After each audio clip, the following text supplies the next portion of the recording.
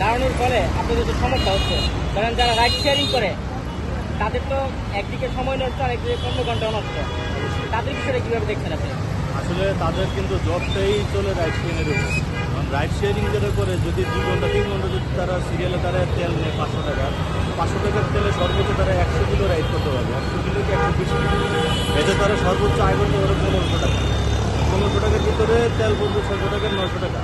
কারণ এটা করতে গেলে তাদের মিনিমাম 15 থেকে 16 ঘন্টা শ্রম দেওয়া লাগে।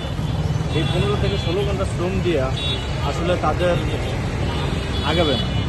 আর আমাদের দেশের যে পরিস্থিতি হয়ে গেছে যে আমাদের মন্ত্রীরা বলতেছে যে তেল আছে, আসলে তারা দেখতেছে যে কাগজপত্রে যে তেল আছে, কিন্তু আসলে তারা তদন্ত করতেছে না যে তেলটা যে ডিপোর থেকে দিচ্ছে তেলটা কোথায় যাচ্ছে, কে রাখতেছে, কোন সিন্ডিকেট করতেছে।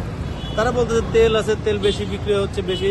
আসলে এটা বলার জন্য তারা না, আমাদের ভোট নিয়ে তারা গেছে, এটা তারা সুষ্ঠুভাবে তদন্ত করে সলিউশন বের করবে। এটা বলে দিয়ে শেষ তারা ওই জায়গায়, এটার জন্য তাদেরকে সংসদে পাঠানো হয়নি।